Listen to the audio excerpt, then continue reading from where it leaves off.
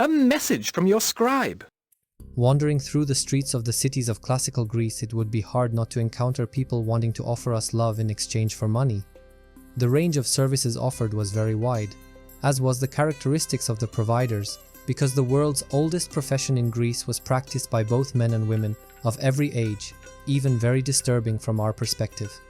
What united all these people, apart from their clientele, which was overwhelmingly men, was their origin. People engaged in prostitution were usually foreigners, brought here from outside of the Greek cultural sphere. The language of the first people, but especially women, brought here for this purpose seemed completely incomprehensible to the Greeks, so they called such gibberish barbar. And if we add the suffix os to this, we get the word barbaros, meaning barbarian. I say this because most of these people were originally slaves from places like Thrace or Anatolia, which from the perspective of the Hellenes were in older times inhabited by barbarian peoples. Additionally, the suffix os is also found in the word used to describe a man who provides intimate services. Whether we are dealing with a lady or a man, we can encounter them absolutely everywhere, though most often in crowded places where social and economic life flourishes. In the hustle and bustle of port districts, their suggestive attire distinguishes them from Greek citizens and native Greek women.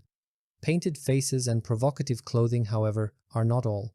According to an anecdote that often appears in literature but is rather difficult to verify, the women also wore shoes with studded soles designed to imprint the shape of a phallus or the phrase, "follow me" in the ground. Such traces imprinted in the mud of the unpaved narrow streets of Greek cities were allegedly signposts, followed by men eager for bodily pleasures. Guided by these marks, they would eventually reach a more secluded place where someone was waiting just for them, ready to provide their services for a small fee. Not all prostitutes, though, waited for their clients on the streets. Some were forced to work in brothels, and I deliberately say forced, because while street whores were often free women, those working in brothels were exclusively slaves. These women were the property of porne, which translates to female or male pimp, though the term literally means shepherds of whores. A man entering the doors of Greek brothels was thus aware that inside he would not encounter native Greek women, but rather young girls speaking strange foreign languages, or older women who spoke Greek, albeit with a strange Eastern accent. Many of these women likely retained memories of their hometown being plundered by Greek bands, followed by a journey across the sea, only to finally find their place in one of the many brothels. A brothel could be private property of the pimps or public place. People watching spectacles in Greek theaters based on one of Philemon's comedies could hear something they deeply believed in, the anecdotal attribution of the invention of public brothels to Solon. Through the mouth of an actor, Philemon expresses the widespread belief of the 4th century before Christ that brothels were essential for the functioning of the city and the well-being of its citizens.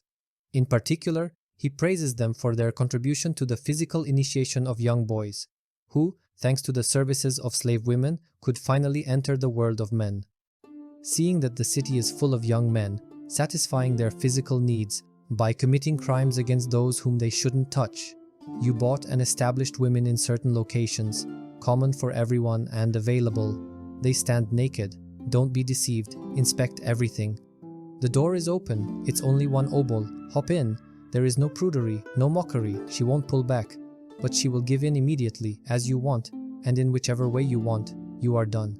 You tell her to get lost. She is nothing but a stranger to you.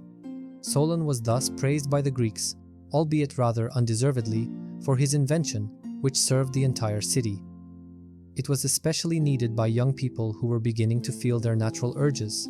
According to Solon himself, men were to marry around the age of 30, while girls were to marry at most a few years after their first menstruation. For young men, this meant a dangerous period of several years during which they had to be careful not to follow the wrong path, as Philemon's actor warns. Relations with a married woman were not only disgraceful, but also dangerous, as they could result, in a mild scenario, in exile from the city, or even death in a more extreme case for the reckless offender. A man who committed rape against a free woman could also face punishment. In the case of enslaved women, such an act was not usually punished, but it was at least considered indecent and required compensation to the owner. This does not mean that men before Solon's time did not use the services of prostitutes. However, they did so in a rather animalistic manner near the agora and public baths, where, to paraphrase Theophrastus of Erissos, streetwalkers copulated on the street like dogs. But now, thanks to the great lawmaker, an Athenian citizen could go to a brothel where for a small fee he could avail himself of the services of the slave women there without risking a social scandal. Women provided their services after agreeing on a price, which ranged from 1 obol to a maximum of 1.5 drachmas. Considering that a skilled worker could earn around 1.5 to 2 drachmas a day, which equals 9 to 12 obols, the price was quite reasonable. The fee depended on the age and appearance and the type of service they provided. Among the enthusiasts of paid love, the most popular act involved a woman sitting on a man. The Greeks called this position the racehorse. The poet Archilochus, ranked alongside Sappho and Alcaius, provides evidence that even in archaic times, the Greeks did not shy away from oral sex during intimate encounters in brothels. She sucked like a person from Thrace or Phrygia, sipping beer through a straw and bent over performing her work. Archilochus is also attributed with other more explicit descriptions, which I won't quote here. I'll leave them in the comments, but be warned, they are quite obscene. In ancient Greek language, there are a multitude of terms for people engaged in paid love services. Many of these expressions give us insight into where such individuals could be found, and also indicate the predominant gender of those involved in this occupation. Thus, we have terms like bridge woman, streetwalker, or 2 obol girl. However, the default term is porne, or the not yet mentioned hetaira. The differences between them can be easily observed by looking at the etymology of both words. Porne derives from the verb to sell, while hetaira, or its male equivalent heteros, has long meant companion in Greek. So we might expect, a porne is a common woman selling her body for money, while a hetaira would be called a high-class courtesan who enters into long-term relationships with her clients. A porne usually works under the supervision of her pimp, whereas a hetaira is typically a relatively independent woman who, depending on her reputation, generally selects her clients herself. Personality, style, reputation, soft skills, the ability to form emotional bonds, and the art of captivating lovers and manipulating them into believing that the services of a hetaira are worth their while are just some of the secret weapons hidden in the arsenal of Greek courtesans. Numerous references to the training, education, and encounters of high-class hetairae with male clients found in Greek literature suggest that this relationship was about more than just physicality. In reality, clients paid for and valued engaging conversation, pleasant company, and emotional attachment. The exorbitant amounts they paid allowed them to feel important, prestigious, and finally, the hetairae provided them with what their wives could not. We can learn about this by reading Xenophon's Economicus. Isomachus paints a picture of his wife as a housekeeper who simply has entirely different roles in Greek society than a hetaira. This, then, was the counsel which I gave her, Socrates, not to be forever seated like a slave, but, with heaven's help, to assume the attitude of a true mistress standing before the loom, and where her knowledge gave her the superiority, bravely to give the aid of her instruction, where her knowledge failed, as bravely try to learn, and, as an excellent gymnastic, I recommended her to knead the dough and roll the paste, to shake the coverlets and make the beds, adding, if she trained herself in exercise of this sort, she would enjoy her food, grow vigorous in health, and her complexion would in very truth be lovelier. The very look and aspect of the wife, the mistress, seen in rivalry with that of her attendants, being as she is at once more fair and more beautifully adorned, has an attractive charm, and not the less because her acts are acts of grace, not services enforced, whereas your ordinary fine lady, seated in solemn state, would seem to court comparison with painted counterfeits of womanhood.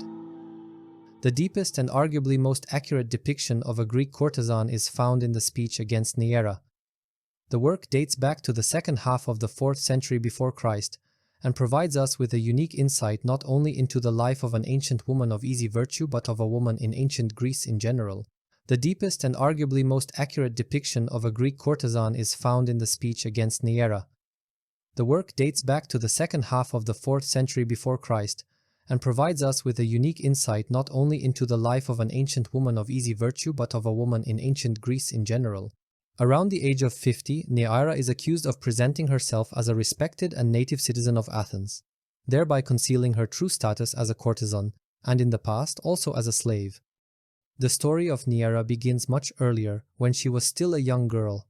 At that time, our protagonist, along with 6 other girls, was bought by Nicarete, a freed slave who earned a living by acting as a pimp and running a small brothel in Corinth.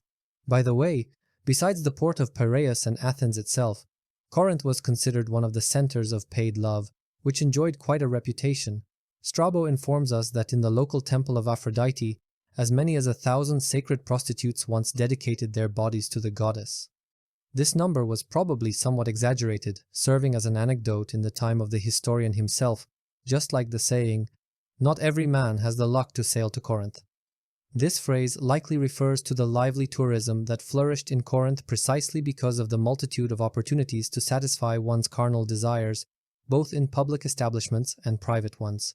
Returning to the narrative, Nicaretê had a knack for sensing the potential of young girls, whether they were bought from slave traders or were street urchins. After appropriate upbringing and preparation for their future profession, they began to work with their bodies, still being children. Among her peers in the trade, Neaira stood out significantly because she often participated in symposia and accompanied men not only in bed. Two regular clients of the girl, whose services were also appropriately elevated by the cunning owner, finally decided to buy her out of the brothel.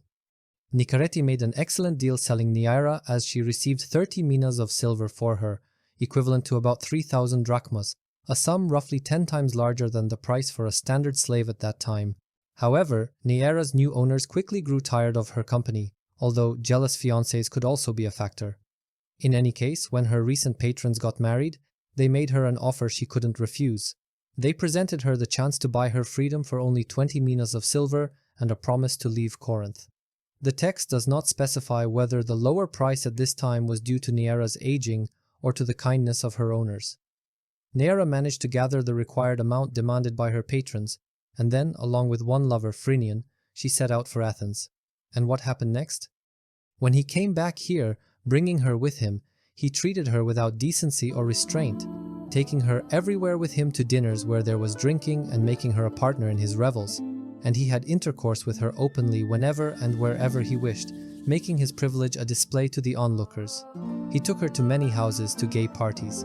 In that place many had intercourse with her when she was drunk, while Phrynion was asleep, among them even the serving men of Chabrias. At such banquets, Phrynion and many other men engaged in relations with Neaira. However, she was his companion only for a while.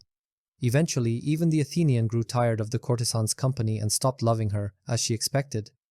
As a result, Neaira left him, taking with her the gifts she had received from him, including valuable jewelry, money, and 2 slaves. She then settled in Megara, but after a few years, she returned to Athens, this time under the protection of her new patron, Stephanos. There, she resumed selling her body for money, but she was also allegedly involved in criminal activities. After having relations with her clients, she would reveal to them that she was Stephanos' wife, and then extort high sums from them in exchange for her silence. Even her former lover Phrynion appeared as a witness, but once again, seduced by her charms, he chose not to incriminate her. Finally, the speech ends, and we do not learn what happened to the hetaira. Was she sentenced to be sold into slavery again, or was she set free?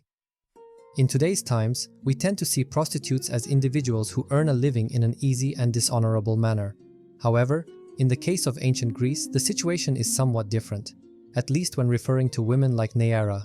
Their lives were full of uncertainty, and they themselves were exposed to violence, humiliation, and constant dependency on their clients or patrons.